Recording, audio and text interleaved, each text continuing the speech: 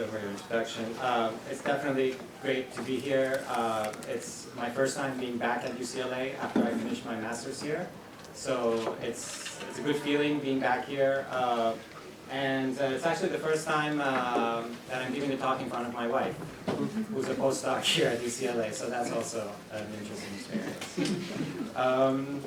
Just to set the context, as Joe mentioned, I'm from USC's Brain and Creativity Institute. And as you may guess, this is a picture of the human brain. I'm not going to talk about the human brain. I'm not going to talk about behavioral studies either. What I'm going to focus on is text, and essentially moral rhetoric, or fossils of moral rhetoric that exist in our social discourse, and the social networks through which this text is transmitted. So the overall focus of my talk is going to be on how we can assess differences in moral judgments using unobtrusive data collection methods. I will start my talk by giving a very brief one-page summary of text analysis. Then I will talk about moral foundations theory, which I assume some of you guys might be familiar with it. This is the theory that my text analysis technique is based on. And then I will talk about this specific technique, which is based on latent semantic analysis. I will talk about some case studies, and then the major focus of my talk is going to be on the fourth part, which is a very new line of research for me. As you can see, the data for it was collected in October, so I would very much appreciate any feedback that you guys can give. And this is about moral concerns and social networks, essentially trying to investigate how moral concerns spread through social networks and motivate behavior. By the way, this is going to be an informal talk, so if you have any clarifying questions, please stop me at any point. And if you have any substantive questions, I think we're going to have a lot of time at the end where we can discuss them. So big data, everyone talks about big data these days. And I think we'd all agree that technological innovations that allow scientists to collect qualitatively different types of data have facilitated some of the most important theories in psychological and behavioral sciences in general. This includes measurement of precise reaction time, mechanical control of stimuli, all in the 19th century, to EEG and fMRI, which arguably have revolutionized our understanding of human cognition. But in the past decades, social scientists have been facing not a qualitative change in data, but a quantitative one. And this is mainly due to the availability of vast amounts of human-related data available online, and also due to the constantly increasing computational power and services such as cloud computing et al. Now, some of this data is already in analysis-friendly form. So we can get, for example, social network information from Twitter, and then just map that onto a graph, and from then on it's going to be a graph problem. And we can apply various algorithms for determining various properties of the graph. However, an enormous amount of this data is in the form of human-generated text, which unfortunately cannot be directly analyzed. Now, due to this, there have been rapid developments in automated text analysis methods that have focused on trying to measure various psychological and behavioral properties of the authors of those texts. And as we all know, analysis of language is not new. Scientists and researchers for centuries now have used language in order to make inferences about the human mind. Essentially, based on what someone says, we know that we can make judgments about their personality, about their general knowledge, about their past, and quite often even about the value of future interactions with them. We are similarly good at interpreting written text. And when we, for example, read a note, we read an email, We can make judgments about various demographic information of the authors of that text. We can, for example, assess how happy they are, how sad they are. We can guess their gender. We can even assess information such as political orientation or moral values of the author of that note. That's why researchers have used human coders as interpreters of spoken or written interviews for a very long time. And this is fine if we're dealing with a reasonable number of, let's say, interviews. But if we're interested in a project that we want to investigate, for example, certain changes in trends and rhetoric expressed within the corpus of the New York Times articles in the past 20 years, that's around 6 million articles, even hiring an army of coders is not going to get you any close to analyzing those data. So essentially with large amounts of text,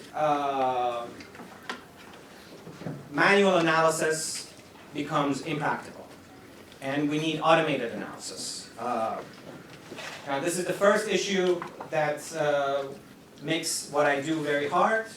Computers are very dumb and very bad at understanding text. The next issue is that I'm interested in morality. I'm one of the probably only computer scientists in the world who's interested in moral cognition. And morality is also hard. It's very hard to capture moral thought and behavior empirically. And most researchers, basically they design self-reports, questionnaires, vignettes, some of them that are ridiculously bad and rely on artificial paradigms. And they also observe behaviors in lab studies. But there are many problems with these, including that different theories rely on different sets of questionnaires, and this makes it difficult to be able to judge between various theories of moral cognition. So this is the second hardest problem. Now you're saying to yourself, text is hard to analyze, morality is hard. What the hell is this guy doing trying to understand morality through text? I hope by the end of the talk I can convince you guys that we've made baby steps in coming up with techniques that would capture morality in an indirect way, essentially by analyzing the moral fossils left behind in the text of the social discourse. As I mentioned, I will focus on the moral foundations theory. This is a prominent theory of moral cognition by Jonathan Haidt, Craig Joseph, and Jesse Graham. It basically postulates that there are 5 psychological systems and intuitions for various aspects of morality. Each of these concerns serve different but related social functions. The degree of sensitivity towards them change with context, and it's different across cultures. These concerns are innate, but sensitivity towards them can change over time. Now these 5 moral concerns are concerns regarding care and harm, essentially caring and protecting individuals from harm, fairness and cheating, which are concerns regarding cooperation, reciprocity, and cheating, concerns about loyalty and betrayal, which are concerned about patriotism, self-sacrifice, etc. Authority and subversion, concern regarding respect and subordination. And the last one is purity, which is focused on disgust, sanctity, degradation, pollution, etc. And these moral foundation theory constructs have been used to investigate different moral concerns and different social problems across different ideological groups and cultures.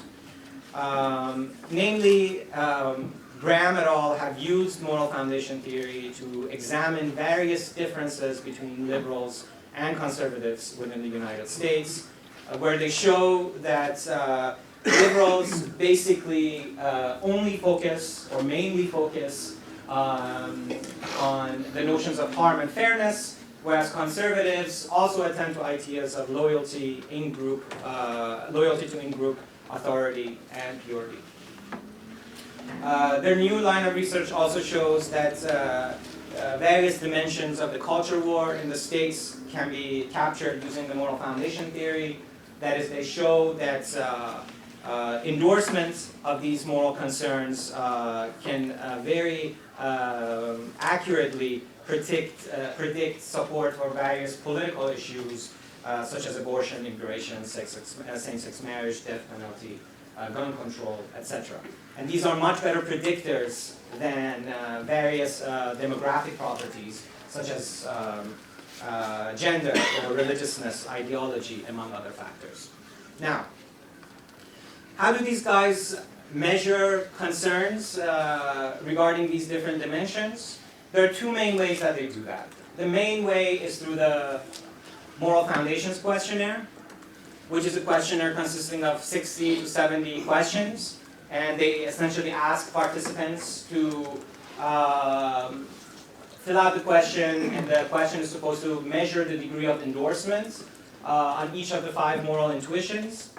And there's also the Moral Foundations Dictionary, which is used for text analysis purposes. It plugs into Luke, and essentially it's, you can do various word frequency experiments. So you can count the number of words that related to the domain of harm, for example, in a particular corpus of text.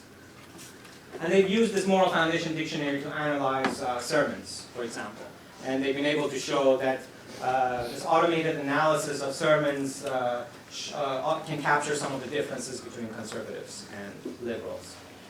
Now, the main problems here, there are a couple of main problems. One is the unit of measurement.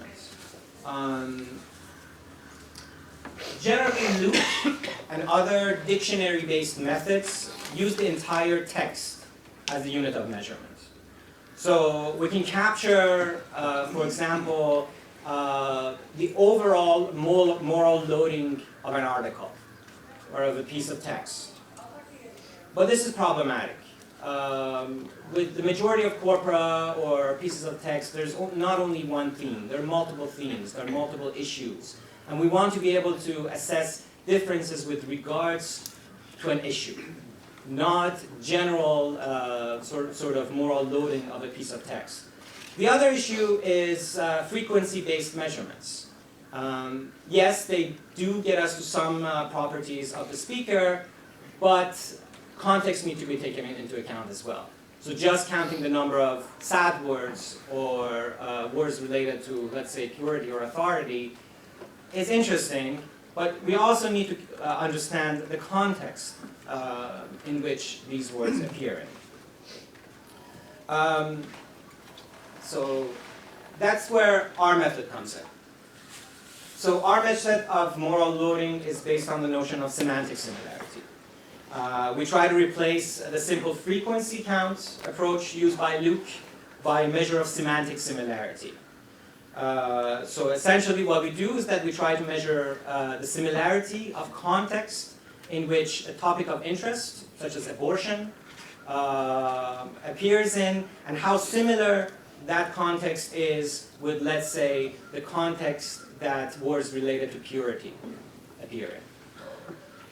Our measure is essentially an application of latent semantic analysis. I'm not going to get into the technical details of this technique. I can spend the whole talk just talking about the technique, but I will try to explain it in 2 different ways, and hopefully it'll become clear. So the general idea, the general theory here is that a word's co-occurrence patterns with other words provide an observable approximation of its semantic content. So what we do is that we form a semantic space for the topic that we're interested in. For example, abortion. That would be our base target. And then we form a semantic space for words related, for example, to the concern of purity. So we have 2 semantic spaces now. And then we calculate the overlap between these semantic spaces and how these, or how this overlap changes over time. And that gets us to a measure of similarity. of these two contexts. So we can understand how similar the context in which the word abortion appears in is to the semantic space that the word purity appears in. And we can check that over time, essentially. See how this distance increases or decreases over time or across groups or across conditions. So if I want to get a little bit more into the detail, our method is essentially uses the word space paradigm, where we form a word-by-word matrix, and each cell of the matrix is the count of the number of times in the corpus that a particular word, let's say W, occurs within 15 words of the keyboard C.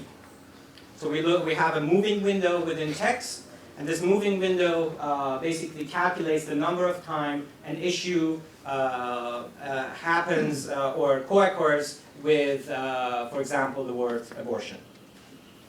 From then on, we use a generalized factoring model to only focus on the most informative dimensions of this matrix.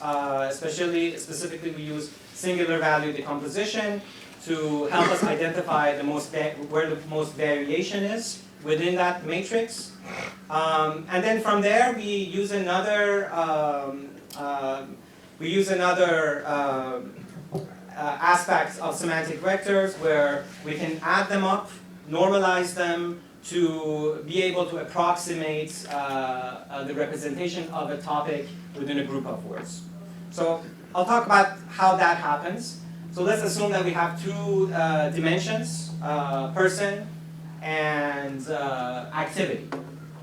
And we're interested how this sentence is related to these two dimensions.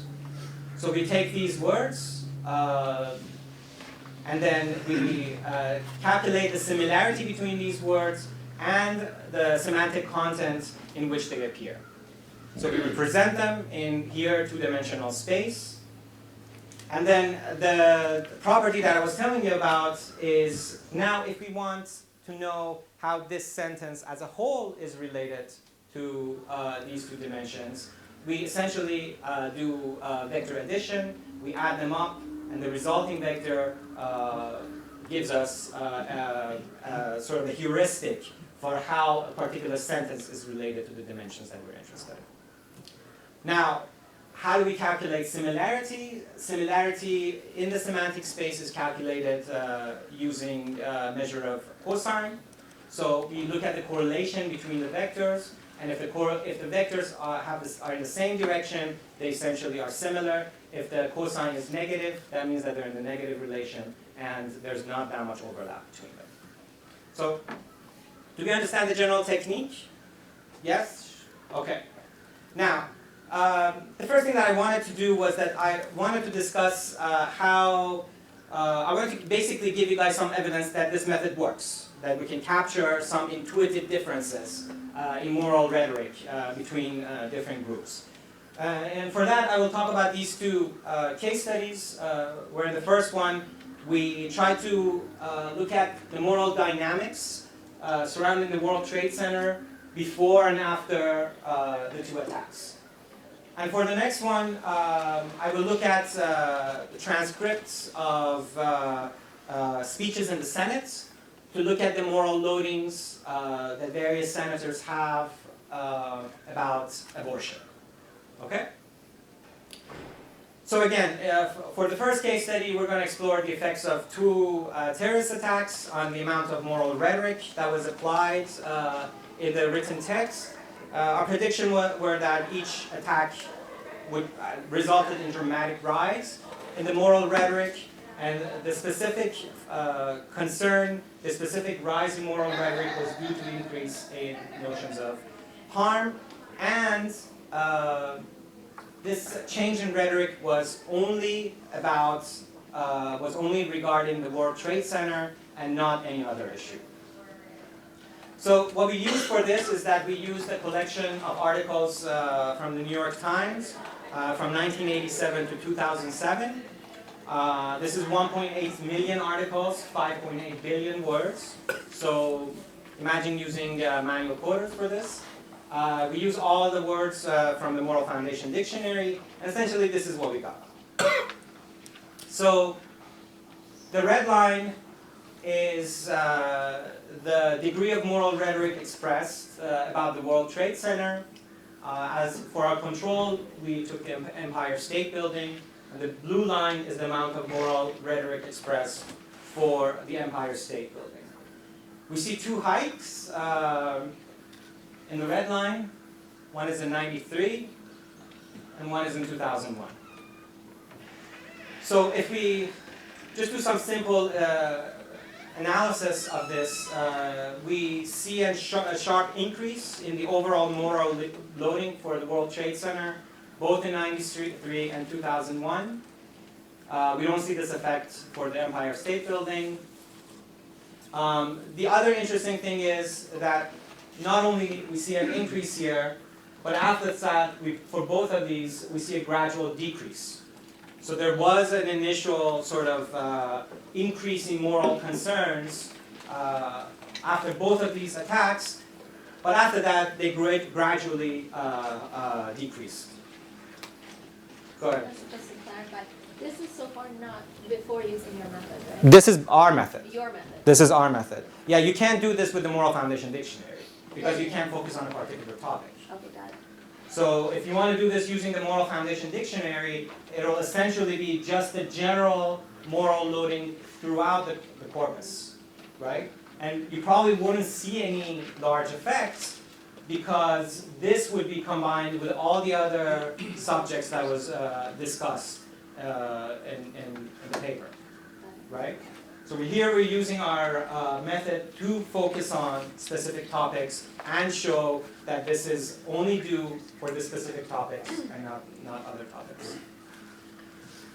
To further analyze the differences, what we did was that we looked at each moral concern separately. So from the two semantic spaces that I discussed before, now we formed 5 semantic spaces. One for each moral concern, and we looked at the similarities and the differences between the context in which World Trade Center appears and these 5 moral concerns appear. And as expected, the major concern that was shown to be important in this difference was harm. A lot of people died in both attacks. So people talked about this, their concern about the moral, sort of the morality of this issue and how it harmed many people. And interestingly, the other issue is loyalty in-group. So the first concern was harm, the second concern was in-group. The people who died were in our in-group. So that's why we can see that this measure can easily capture some of these differences. So just by this analysis, we can show that this method maybe can help us look at particular moral themes expressed in text and focus it on particular context. And we can also show that it can capture changes over time. Now, for the other case study, I was going to discuss the abortion debate in the US Senate, where we analyzed this debate through the speeches given in the US Senate. The general difference between these two groups is usually sort of classified as pro-choice versus pro-life, which would, in moral foundation terms, map to fairness compared to harm and purity, maybe. So we're expecting that if we can accurately predict these moral rhetoric expressed through the speeches, the Democrats should be more focused on fairness and Republicans more on harm and purity. Go ahead.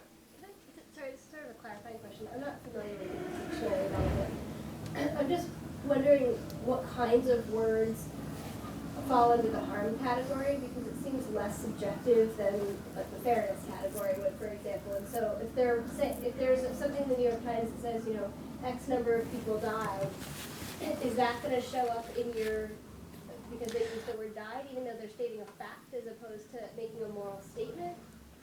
So that's a very good question. And that would be a problem for the Moral Foundation dictionary because it's just a frequency of words, right? But our method looks at context. So there's that window of 15 words, right? And it looks at words that happen before and after the word die. And because the other words are not related to words that would assume that are related to morality, that's not going to consider 15 people died But as a moral rhetoric. Is die or death in the moral dictionary? It is. It is. So if you just had World Trade Center and death within 15 words of each other, that would show up in your... So in our method, it would show up if only death is accompanied with other words that are related to the domain of harm, or to the words that our algorithm has determined that are related to the domain of harm. If we're using just sort of the baseline frequency counts, then you're absolutely right. That would fall into domain of harm. Okay, so death is in the dictionary, but it can't be just that because the word is in the dictionary, it has to be some exactly. grouping of Exactly. words. For our method. Right. Right. It has to fall in the right context in order to be accounted as sort of moral rhetoric.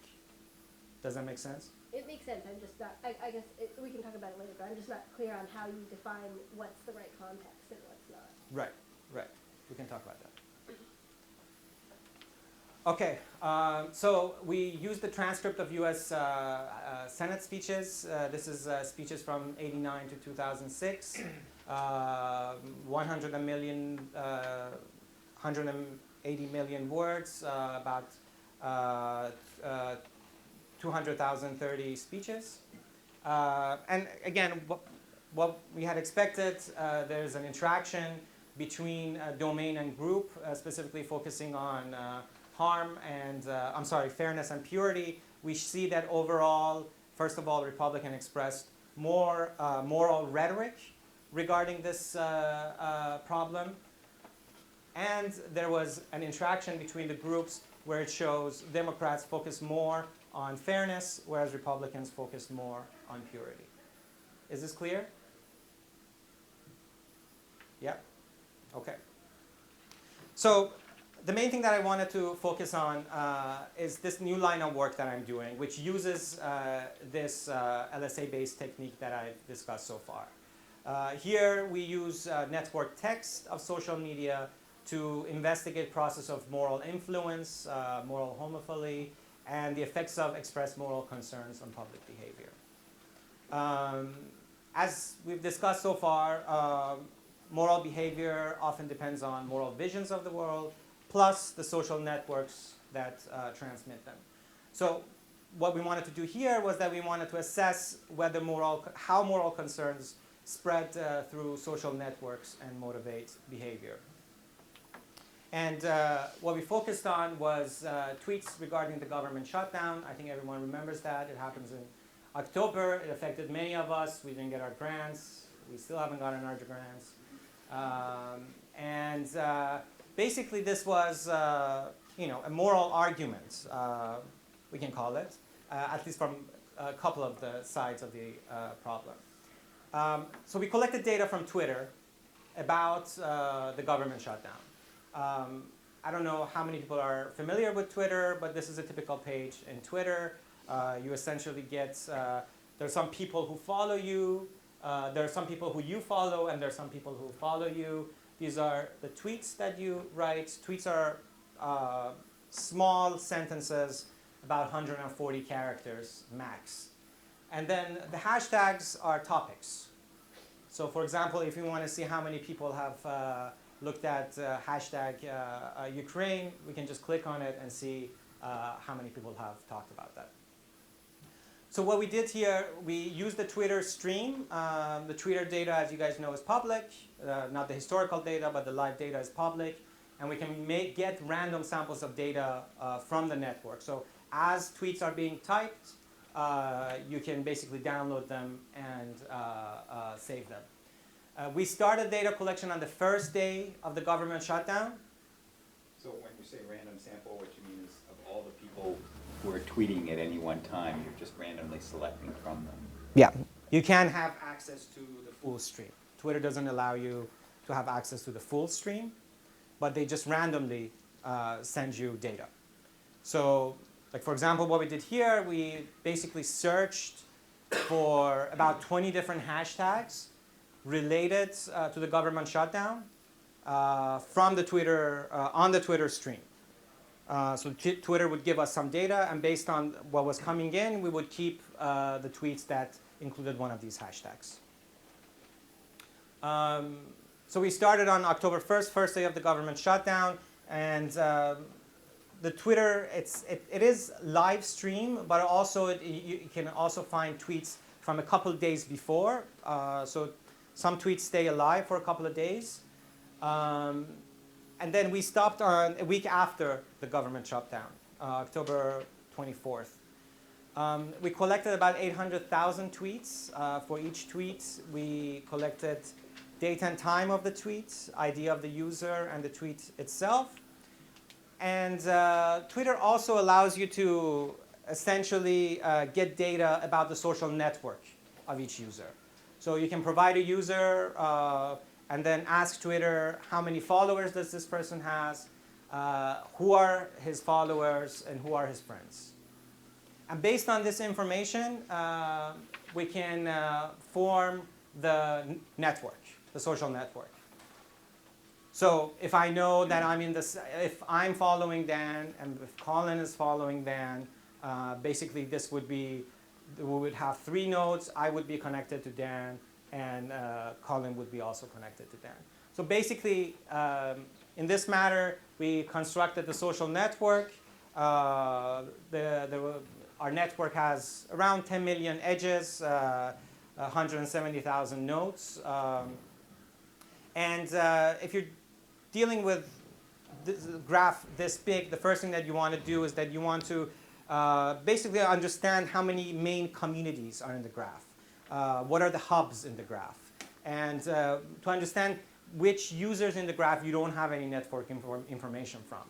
So for that, we use the greedy community detection algorithm that works really well on large graphs. And what it does is basically it finds these communities. It finds clusters within the graph that are highly connected to each other, but not as much connected to other hubs. And we only considered data from the top 4 clusters. That's 92% of the data. For the rest of the data, unfortunately, we didn't have that much network structure. So these basically were nodes that did not fall into any of the large clusters. So this is a snapshot of the network. This is only 5% of the nodes. And as you can see, there are 4 major communities. The communities are non-overlapping, but because we're only showing 5% of the data, then some of them might not, some of them that are, for example, are here and are highly connected to this one, some of the nodes that they're connected to might not have been presented in the graph. That's why it seems that the communities are connected. But the location of the communities themselves, I find them very interesting. So this one, they're liberals. This one, they're conservatives. These guys are libertarians. And these guys, I don't know what they are. I wanted to show some examples of the tweets that were posted. So I can't read them from here. Okay, Tea Party has the same rights as every other group of American in this country, no matter what Obama says or tries to do to us with the IRS. Now the liberals. Tea Party, smaller government when it comes to helping others, but enough government to conserve hating gays, women's rights, and foreigners. Conservatives. Obama hates the Constitution because it prevents him from doing what he wants, the same Constitution that guarantees civil rights. This has been retweeted. Why are Ted Cruz and his Tea Party brethren still proud of what havoc they wreaked? If you oppose the death penalty but support drones, military action, you might want to re-examine your thoughts process. Imagine if foreign country spies in the US, like the NSA does in other countries, Obama would declare sanctions or war, et cetera, et cetera. Go ahead. Is there a certain age group for the people that you focused on, We don't have that information, unfortunately. or it was just completely random? This is completely random. And the tweets that I showed you are the tweets that were sort of categorized as those that have high moral concern. But the majority of the tweets are just bad. You know, a lot of them just have links to pictures which have no use to us. A lot of them, we had to use a language detection algorithm because some of them were not even in English.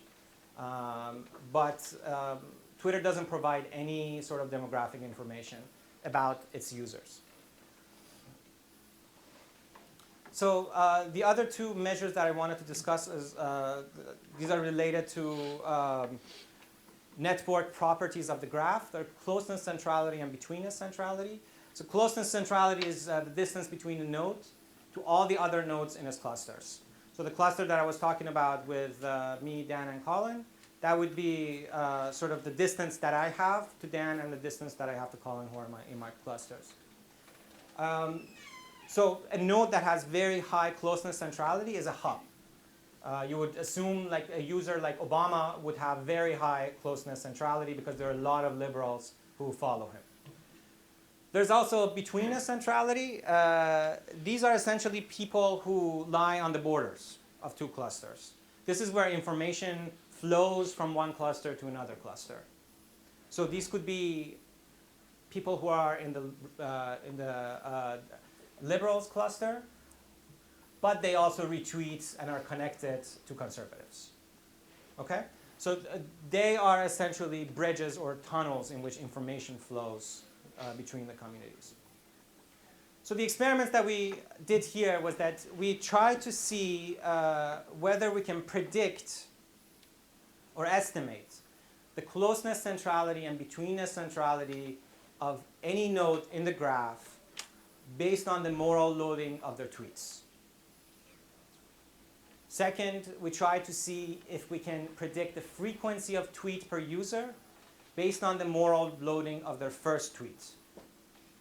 So if someone you would assume is highly morally concerned about this issue, they would tweet more frequently than someone who doesn't have sort of, who's not as much concerned about the issue. And we also calculated whether, we also tried to see if we can predict the popularity of tweets based on the moral concerns of them. And in each case, we tried to see whether our measure of moral loading is a better predictor of the text and the content of the tweet itself. So for this, we use a technique in machine learning called support vector machines. It's essentially, it allows us to do multivariate analysis where we train a set of data and then we test the data, we test the prediction of the algorithm on the rest of the data. So here we're not necessarily involved if one group is just higher in fairness or concern than another group. We are concerned whether patterns of expressions of moral concerns are different across groups. And the support vector machines allow us to assess these differences. So for each classification, we trained on 10,000 tweets, 5,000 from each class, and trained on 3,000 others. And for each analysis was done using tenfold cross-validation. That is, we did the test 10 times in order to make sure there was no bias in our sampling.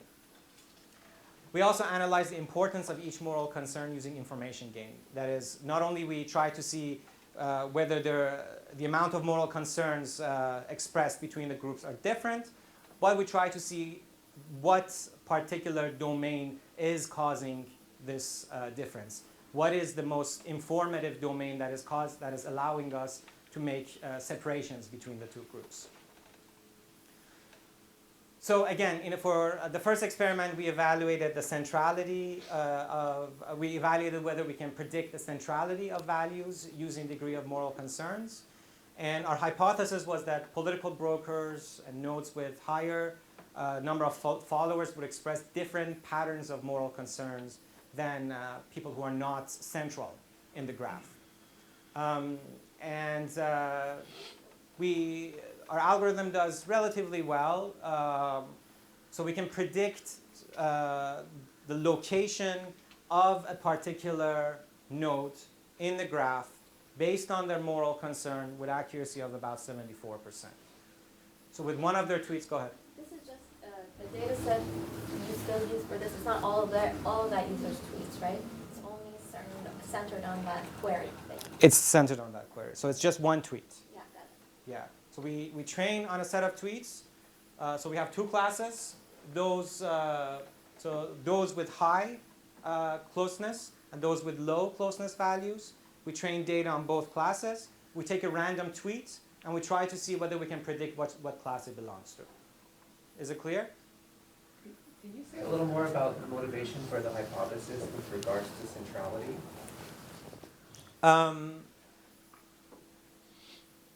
That's a very good question. So the assumption is that you become a central node because you have some properties. Yes, there are people like Obama, who, because of their location, because of their status, they're central. But you also see random people, like random bloggers or random people who tweet, who all of a sudden become prominent in the network. And our thought was that there has to be something different about these guys, right? It has to be that there has to be something about their tweets that attract other people to want to follow them. So if we are scientists, we might follow people who are pretty well known in our field, right? But in this context, which is a political conflict, then you would assume that they would follow people who either have the same, for example, moral concerns with them, or are expressing their thoughts somewhat differently, right? So, given that we did that analysis, then we did the information game analysis, and I find this very interesting.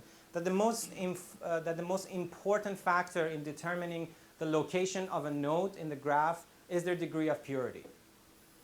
So the other concerns are important, not for closeness centrality. For closeness centrality is only purity. And then we did this post hoc analysis to understand whether this is an indicator of purity homophily. That is, whether we choose our distances on the social network based on our similarities in the concern of purity. Does that make sense? So if I'm high on purity, I would probably want to be closer to people who have the same high purity concerns, right? And I would become closer to them. If I'm high on purity, but Dan is low on purity, then I would probably want to keep a distance. And that's essentially what we find, that there is a correlation between the distance of communities and the differences in their moral, in the purity concerns. Is that clear? Okay. So in experiment 2, we wanted to evaluate whether the popularity of the tweets can be predicted based on the degree of moral loadings. I think this hypothesis is clear, right? I mean, we would assume that at least within this context of a political conflict, a tweet would become popular if it has high moral concerns about something. If it's saying bad things about conservatives or bad things about liberals, then those people are probably it's more probable that that tweet might get retweeted by others, and that's a measure of popularity that we're interested in. Go ahead. So, I mean, there are two reasons that people might retweet, Right. One is because they endorse the position, and the other is because They're making fun of opposed it. to the position. Right. But you can't tell that. No. What we can tell is that whether the retweet is the exact retweet of the original tweet or not. If I'm retweeting something from Ted Cruz and making fun of it, I would probably not retweet the same exact thing. I would, retweet it and put a funny face at the end. But your concern is absolutely valid. Maybe you can, if there's a tight constraint on the number of characters, Mm-hmm. right? Mm-hmm. The expectation. You're absolutely is that right. People who endorse the position Right. Will retweet it verbatim, and people who oppose it will modify it in order to make space for their opposition. You're absolutely right, but that doesn't even, I don't think that affects this experiment because it is still being retweeted, and we are counting the popularity of it. It might be popular not because I'm for it, it might be popular for the other reason that you mentioned, right? Sure. So I might retweet Ted Cruz's tweet, but I'm still making it more popular. That's right, and it's still, there's a moral stake whether you Exactly. agree with it or disagree. Exactly. And again, we see that the moral features that, so using our essentially technique of measuring moral rhetoric, we can predict the popularity of a tweet with a probability of about 62% or so. So basically, given this training, you give us any random tweets, and then with probability of 62%, we can tell whether it's going to be retweeted frequently or not. And this is just based on the moral loading of the tweet. But here what we find interesting is that the most important feature is fairness. So people tend to retweet tweets that are concerned about fairness. The reason for that, I still don't know. Why is it not? Go ahead. What's the difference in retweets between tweets that say are high on the concern about fairness and ones that are low? Like how big are those differences? So retweets. Like there's a number of retweets for every tweet, right? Right. What's the magnitude of the effect is what we got. So how much difference there is in the degree of fairness between tweets that get, right? Between tweets that get tweeted, retweeted, and those who don't. There's a significant difference. I don't know them. I don't know the effect size, but it is different. Yeah.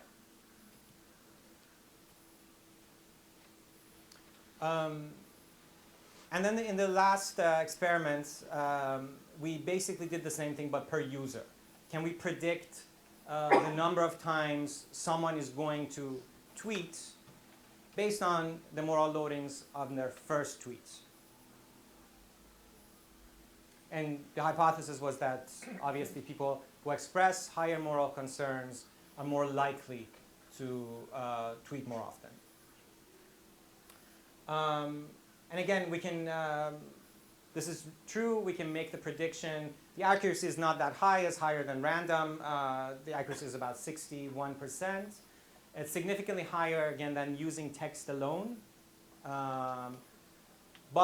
So still, just based on someone's first tweet, we can predict whether they're going to retweet again or not.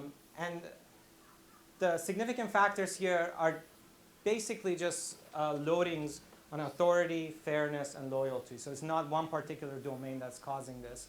It's sort of overall higher moral concerns than non-active users that is allowing us to make this prediction. Any questions about this? Go ahead. I mean, there are often in these results, there are problems of direction of causality, right? Is there any way of getting a handle on that? I mean, is it the case that people are frequent tweeters because they're moralistic, or that familiarity with That's a very good question. That's very hard to assess. It's possible to do it if we have access to all their historical data, for example, right? To see whether there is a jump, increase, yeah. right? But that's an excellent question. Yeah. So basically, in this part of the talk, I demonstrated that we can use our measure of moral rhetoric to predict various behaviors on Twitter. Specifically, we can predict the number of tweets that someone has, the location of that person on the network, and how popular a particular tweet is going to become.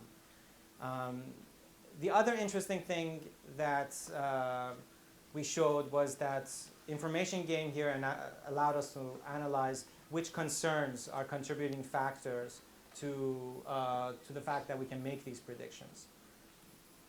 But what I like to focus on, and this is the last point that I'm talking about, is our measure of moral loadings was higher in all the experiments than just using the content of the tweets. And this is interesting because our measure is also only based on the content of the tweets, right? So all the information that was available to the text classifier was also available to our LSA model. Now, this basically provides some evidence that the underlying structure of moral reasoning described by the moral foundation theory is helping us just pick up words that are actually related to the structure that is helping us make these better predictions. Does that make sense? Yeah. So our results highlight the importance of identifying cognitive factors that underlie text. I just described that. So I started my talk by talking about how big data is going to change psychology, and I never said why.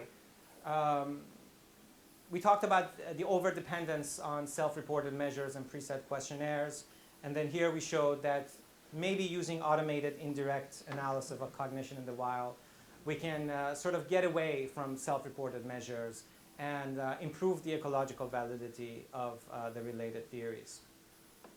There has been a lot of talk about exclusive reliance on Western educated, industrialized, rich and democratic samples.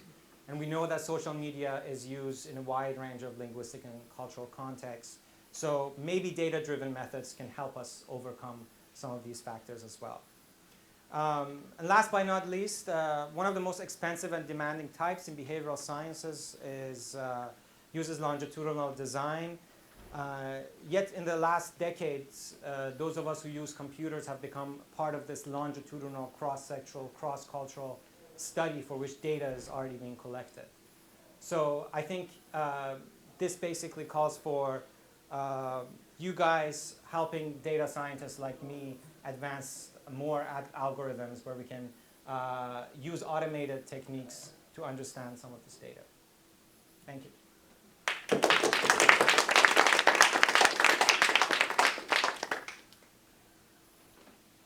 Go ahead. I had a question about the purity finding that you had. Right. About network Distance. neutrality. Is it, you earlier had showed that both evidence that if you take a random sample of your networks, it bifurcates very cleanly into Republicans and Democrats, or conservatives and liberals, right? There were 4 clusters.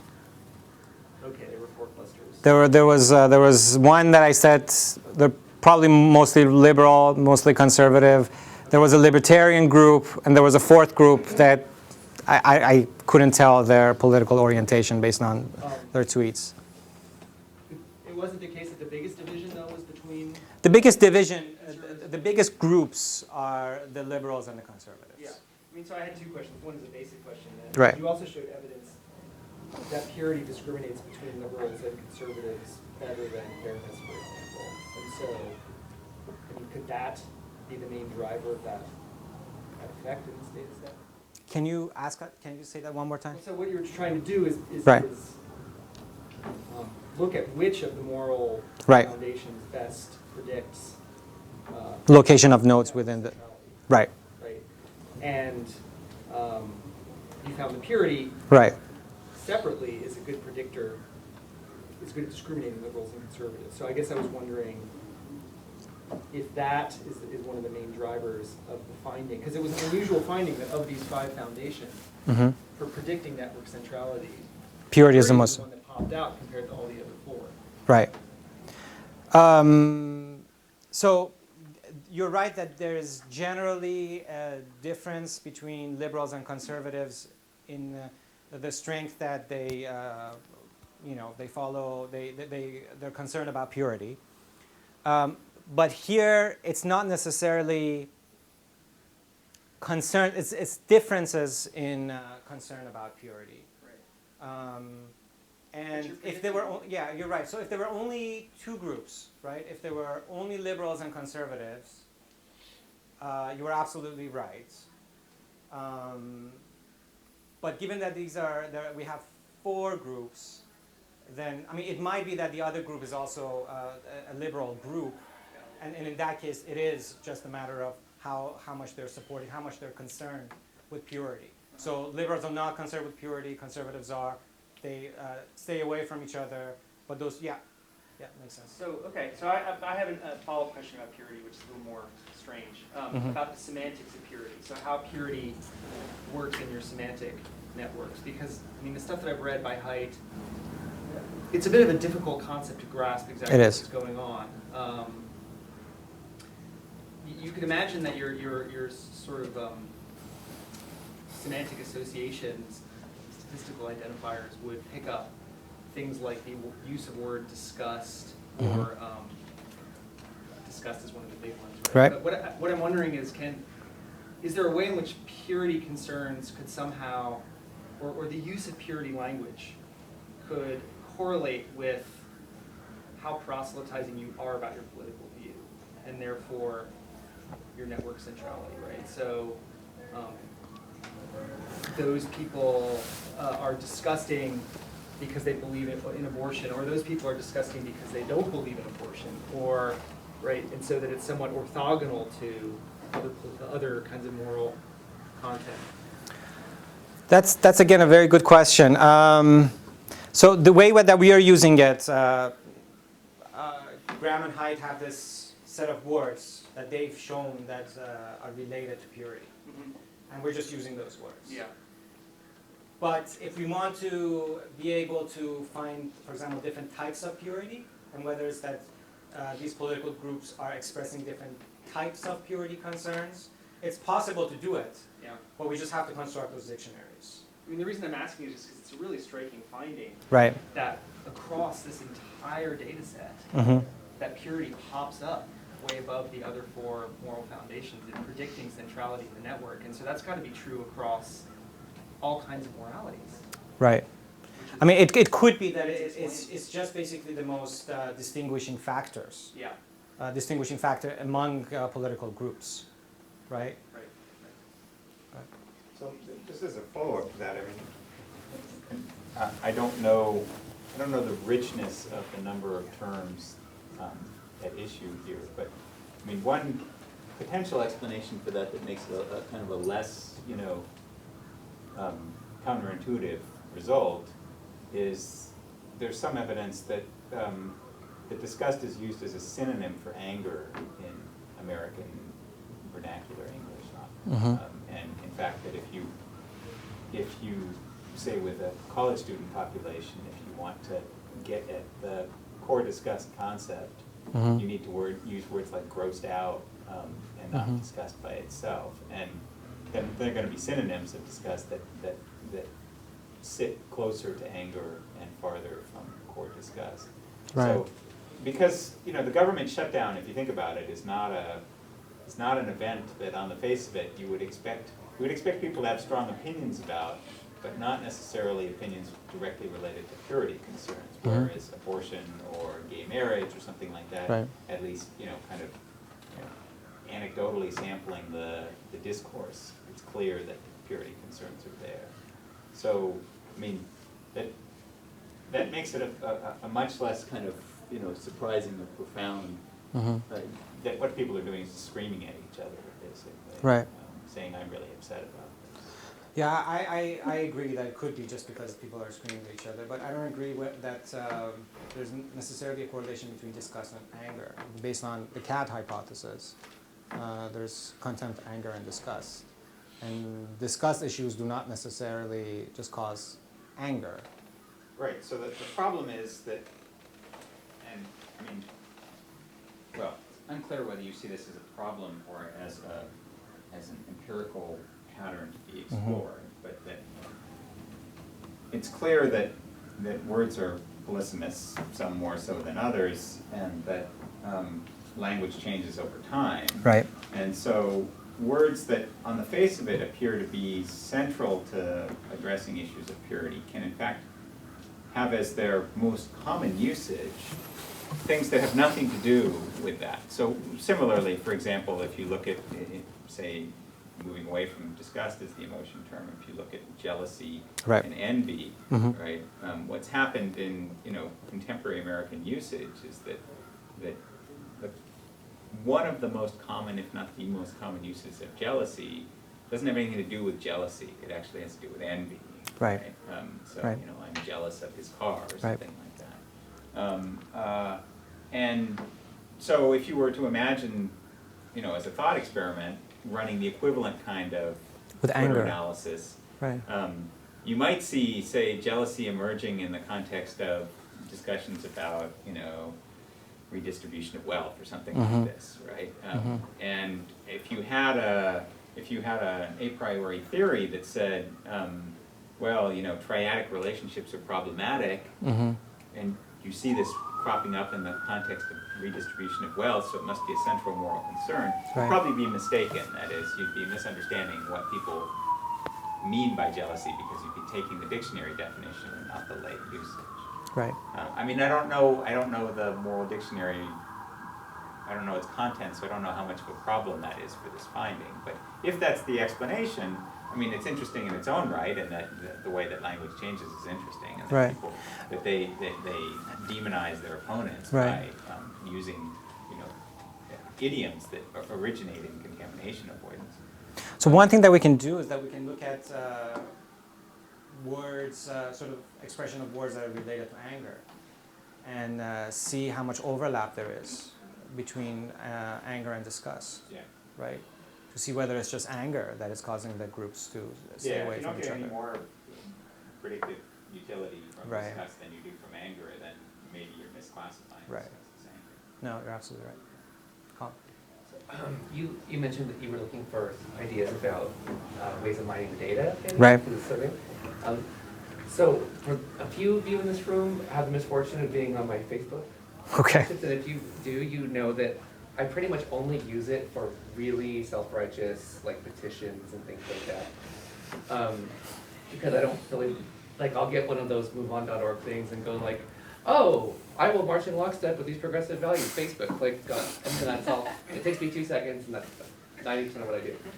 So that got me to thinking, in your sample, I wonder if, with regards to your questions with respect to sort of the attractiveness and the centrality of people who push the morality button, Mm-hmm. It would be an interesting fact about the internet to know to what extent people are attracted to sort of pure moral demagogues as Mhm. opposed to those who leaven their pontifications. Yeah, that's very interesting. With Yeah. with the odd wow, this bill is really messed up. Sign this petition. Oh my God, LOL. Did you see this video of cats that are on roller skating? It's amazing. So to sort of find moral flip-floppers. Well, they're not. Well, no. They're not reversing. Right. They just have Yes. They have a spectrum of content to offer. Occasionally, Right, or but, maybe but their, it'd be their interesting to graph would know. be like sinusoidal, right? And Yeah, you go up so and it's down, like, up and down, right? Oh, I'm this very virtuous person. Here my cry against unfairness or And whatever. here are some pictures of my cat. Also, here's my my daughter being cute, or here's a great video, or and I wonder, as far as a strategy in trying to convert the world, what will be more compelling to people? Yeah, and so get more traction? I'm, one analysis that I'm doing, I'm really interested in influence, as you were saying, and how we can measure influence in social networks. So moral rhetoric is part of it, right?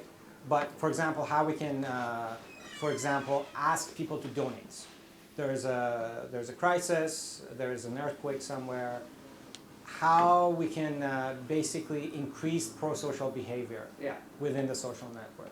So some of the factors that you said might actually help there to try to identify people who have this high sort of moral loadings stable throughout time versus people who don't. And then look at their donation behavior. See if there is a difference. I mean, maybe you need that sinusoidal function in order to somehow feel the need to become more moral again, therefore you would donate again, right? So maybe posting those pictures of cats is not a bad thing, after all. But that's something to be figured out, yeah. Because it seems like you could use this data to look at things like that. Because, and quick follow-up. Unfortunately, not this data, because this only spans 10 days. right? So it would be much harder, and we've only collected data on people who tweeted about the government shutdown. But so but didn't you say at the outset that you had a much larger corpus and then you winnowed it down? Based on the cluster information, Oh. based on the connectivity information, right? Not based on the content. All the tweets that we have include one of those 20 hashtags that I mentioned that are related to government shutdown, But and not other ones. and not Oh, other I ones. see. Okay. Right. But it is necessary to sort of have that baseline, and then once we have that baseline, we can do sort of experiments that you mentioned. I noticed you had Obamacare as one of the hashtags. Isn't that sort of a separate point and that would have brought in a lot of? Well, Obamacare was a big issue in the government shutdown, right? I mean, it was the case that Ted Cruz and all the others, they wanted to stop Obamacare from going into effect. It's also a big issue outside of the government. Sure. No, you're absolutely right. But the assumption was that within those 10 days at least, people who were talking about Obamacare were expressing concerns about either people trying to stop it or people saying, oh, it has to be stopped. Therefore, the government shutdown is legit. Yeah. So first, briefly, to this fourth group that you identified through the community detection. Right. There's a paper that's coming out in the American Journal of Sociology by Celia Baldessari at NYU and Amir Goldberg at Stanford, where they analyze basically patterns of political opinion in, I think in the one of these national election surveys in the ANES, and find also a sort of between the kind of classic polarized ideological positions, a group of what they call cross-pressured voters, one subset of which correspond very much to these libertarian groups, but then they also find a sort of other intermediate or cross-pressured group that's essentially the flip-flop of libertarians. Right. So they're morally conservative but economically liberal. So in terms of trying to figure out what this fourth group is, that might be an interesting resource for you. Yeah. I mean, I don't know if you No, can definitely. answer No. that group, like what are they talking about? So generally, not just based on this data set, Yeah. but from other Twitter data sets that I've had, one interesting pattern that I'm noticing is that liberals tend to be all clustered around one group. So you don't necessarily find smaller liberal groups here and there. But conservative groups are much more divided. There's the big GOP group. There's the Tea Party, and there are the Libertarians. The Tea Party group here was very small. But yeah, I would love to get that paper. And the second thing is actually going back to Clark's question. I sort of immediately had the same reaction that you did, that if I understand correctly, the follower network is probably pre-existing this the event that generated the right. So I immediately jumped to the, well, purity is highly predictive of political party, the network is structured around political orientation, so that's why that's it. Have you thought about, I mean, and inevitably something like this will happen again in the future, so you'll have the opportunity to select a parallel case, hopefully around a different issue, because the government shutdown has this kind of fairness dimension to it. But, you know, some person they'll want to remove life support or something, right? And there will be a big discussion about that that will activate a different moral issue. My prediction would be, following what Clark's instinct, that once again purity would predict the network structure, but you might have a different moral dimension predicting retweeting. So have you thought about? Yeah, so we have this data set. It's a much larger data set of tweets regarding Hurricane Sandy. And you would think that that's a non-partisan issue and it's mostly focused on harm rather than fairness or other issues. And it would be, I mean, that's what we're planning to do, is to look at the network structure within that larger corpus to see if still purity is a predictor of social distance. Yeah. But that's a very good point. Go ahead. I wanted to follow up on Colin's cute cats idea.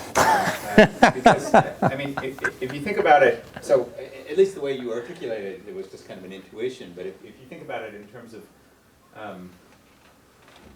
well, there's an empirical question, which is how much are the personal characteristics that in the real world make individuals attractive as leaders the same that make them attractive as leaders in the Twitter sphere, and that is for individuals whose attractiveness in the Twitter sphere is not because of their real world leadership position. So you might follow President Obama because he's President Obama, Right. but there are probably people who have very large And followings. yeah, there are a lot of people and like that. They Yeah. don't have any other leadership role. Right. So, I mean, there's quite a lot of work on the, you know, the sort of social psychology of leadership and charisma, and Mhm.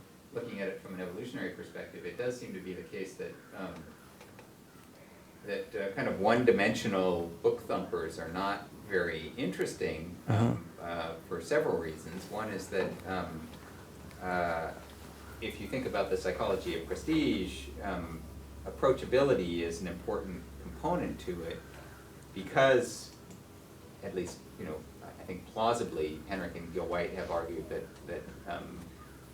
individuals defer to successful individuals as the price that they pay in order to get close to them for imitation. Mhm. So, you know, the baby kissing and the handshaking kind of stuff is sensible in somebody aspiring to a leadership position, because it is a sort of false cue of approachability. Right. And similarly, the charismatic leader needs to be, you know, enormously self-confident and thundering on the issue, but at the same time human and approachable, right?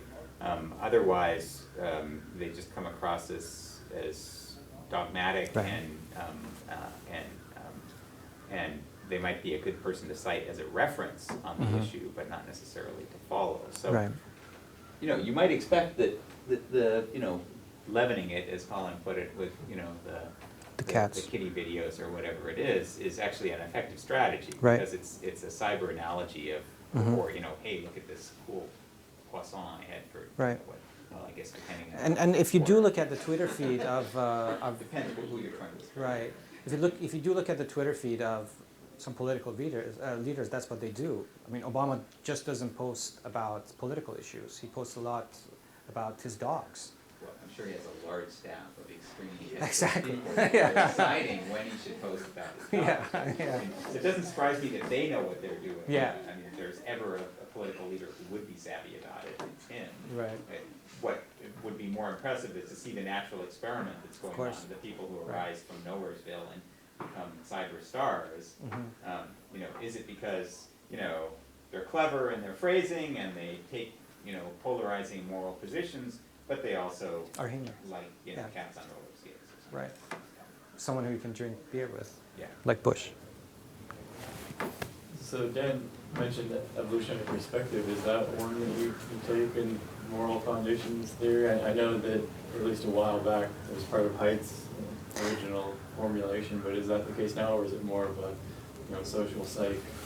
That's a good question, and I'm not involved in developing the moral foundations theory, but as you said, this is all based on Richard Schroeder's anthropological work, essentially, so that's where it all started. But now it's mostly social psych. Yeah.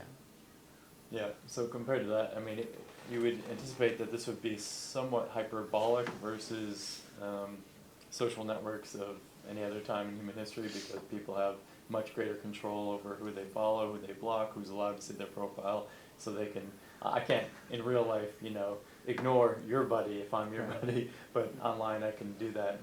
And that's you know, one of the good reasons to use, for example, the evolution of morality in online networks, because you essentially have the content and you have this connection, and these are the two most important factors that might be responsible for propagating moral beliefs in a society.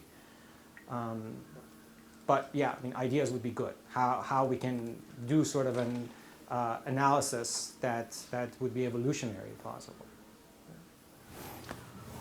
Do you know how frequently do people unfollow? That's a very good point. I Because- don't know. You don't know? Yeah, Because it occurs to me that could be a kind of independent measure of the importance of purity, right? If Right. I'm very concerned with purity, and I don't want those opposing views contaminating my Twitter feed, and Right. so I'll just unfollow. Right.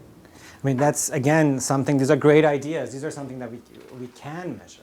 So, I can get a snapshot of a particular cluster today, take another snapshot next year, right? And see how the graph, see how the social network has evolved. And And that's a very counterintuitive prediction because, and therefore interesting, because if you think about it, right, gossip is, reveling in the downfall of the great, right? So if you're following the great and they do something really offensive, on the basis of sort of simple familiarity with gossip, you would think, oh, so you're going to follow them more, right? Because, Yeah. Now it turned out that really was Anthony's wiener, right? So do you then say, oh, I want that, or is it, is there really sort of, and this is, I mean, part of what Ed was getting at was that the evolutionary disequilibrium issue, right, which is that it may, the question of how much the technology is sufficiently different from normal human social Right. interaction. So, do I distance myself from Anthony Weiner because I don't want people to think that I'm, the kind of person who would want to be associated with someone like that, right? Right. So, which is really what the discussed response is about in a lot of ways. Right? Or do they follow more because they want to be more, salacious, watch the great person trip. Right? Yeah. I think by looking at that, you could really get at how much people consider their Twitter persona or how they interact with these networks to be themselves, really, which is really interesting. That's why I like you raised that point. And I also wanted to go back to the idea of purity real quick. That was where Slater started this discussion, and I feel like it's been predicted that purity would be a really strong driving force here. If you can think of, I'm really curious as that exactly how it's coded, but if purity aligns with the idea of being easy to believe, take something like if you write on Facebook, love everyone, or almost everyone. It's a very pure idea in a way. No, this is mostly related to our ideas related to disgust. And, it's mostly about physical, spiritual cleanliness. So it's really about, purity as in not like pure love, but as in clean love. Okay. Yeah. So this is mostly about cleanliness, or the opposite of it. That's the word that Right. goes for. Okay. Never mind.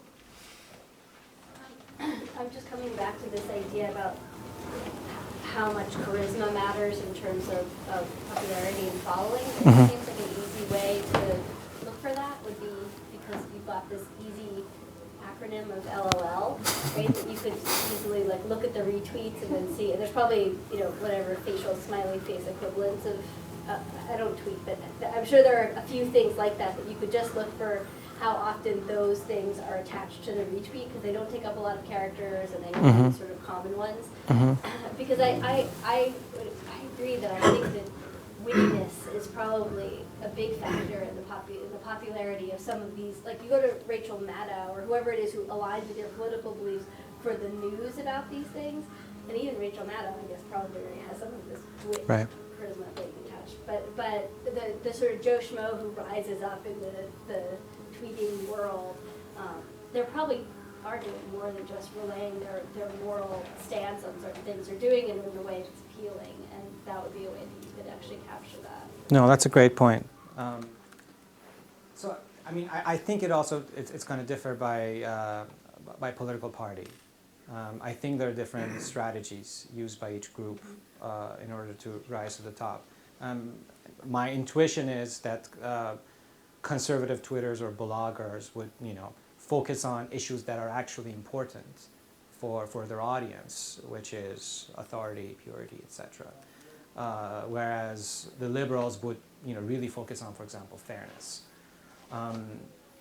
But also there might be common themes, as you talked about, on how across these groups, what are the indicators of popularity. Yeah, I mean, aside from the issue itself, it's just how do you get that issue across in a way that you're going to Right. get other people to keep listening to you? Right, right, So there are a lot of people screaming the same thing, right? So, Right. You know, we're right, you're wrong. Right. Why does one of the people saying that attract a Yep. large number of followers and others Right. don't? It can't be because their position is somehow, you know, more right from the Or more perspective of their extreme? followers. Yeah. Well, but they're gonna be, I mean, there's an endless supply of these people, right? So Right. they're fanatics for any topic. right, So why do some of those fanatics, I mean, that may be a necessary but not sufficient condition to become Mhm. central. And that maybe Yeah. that you have to be better at, you know, extemporaneously expressing your exactly. fanaticism. Showing your fanaticism, right. Absolutely. First of all, I want to say this was really interesting work. Thank you. Especially, I mean, the follow-up questions are wonderful. And at the risk of boring people, I'd like to ask a little bit about your method, because I think it might be helpful for some things that we're doing. I realize you did LSA and LSI, or LSA? LSA, latent semantic analysis. And then you did a singular value decomposition. What I didn't follow was where did you get the morality into this? So you do the same thing for the topics that you're interested in and the words related to the moral topics. So then you would get two different semantic So spaces. how do you define the topics? We get the topics from the Moral Foundation Dictionary. That's why I talked about the other Okay, one. so there are already groups of Yeah. words? Yeah, and we have other techniques of doing this. For example, using LDA to generate topics that are related to a particular theme. We've done that before, but here I only talked about how we got the words essentially as they are from the Moral Foundation Dictionary. So for the Moral Foundation Dictionary, there's no such thing as a sliding window, right? No. Because they're backwards words. Yeah. For the other one, you do the sliding window, you do the counts.